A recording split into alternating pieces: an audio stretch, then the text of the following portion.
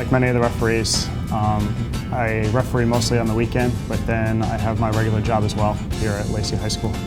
I think a lot of the teaching skills and the referee skills can go hand in hand. We're managers out on the soccer field. We have to manage 22 players. The same thing happens here in the classroom.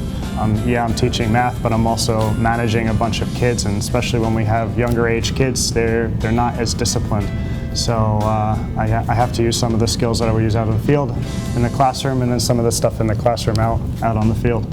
They're aware that I referee. I think some of them don't realize the level necessarily, but certainly the last World Cup, things got very exciting here in the school, and a lot more kids got into it, and they were watching the games here in my classroom during their breaks.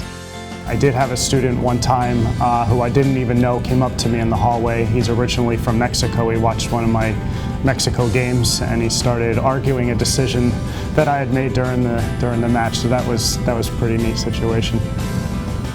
Well, typical work day for me starts, I get to school at 6 a.m. to get my day set up. I go through my day with my 5 classes. At the end of school, any kids that are staying for extra help, they're more than welcome to come. Then after that, now I get into the soccer side of things.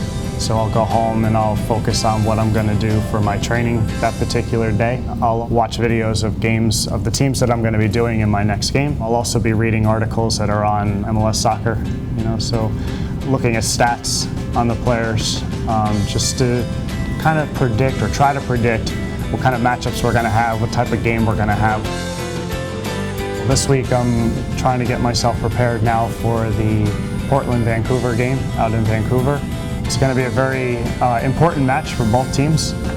Vancouver at this point is opening up the new stadium that they're going to be playing in, and Portland right now is fighting for a playoff position. So we're going to see a good game.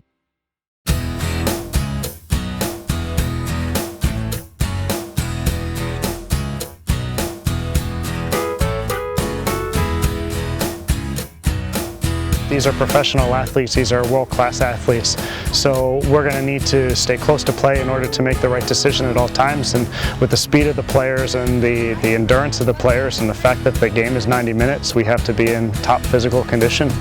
Our game has a lot of counterattack, so there is a lot of sprinting involved where we're doing a lot of direct running. But we do need to keep our eyes on the play at all times. So there are going to be times where I'm going to be sidestepping in order to keep play in front of me, see my assistant referee, but also have the right type of movement so I can keep all the players in view. Goal kicks, keeper punts, we're going to be backpedaling out of the area just to keep your eye on the key players, the players that just came out of that situation, and so that you have your eye on the ball at all times. All right, so we'll be leaving on Saturday. The whole crew will be getting in Vancouver on Saturday night. We'll be resting during the day on Sunday, and then preparing with the crew, with the team, having a few meetings and getting ourselves mentally ready for the match. If our game is Saturday night, I'll meet with my crew Saturday morning, Saturday afternoon. The rest of the time, I'm going to be, for the most part, taking some naps, resting so that I'm physically ready for the game at night. It's going to be high energy, being the two teams are from the Northwest, so it's a very important game for us as a crew. We know we need to be on top of our game in order to have a successful match.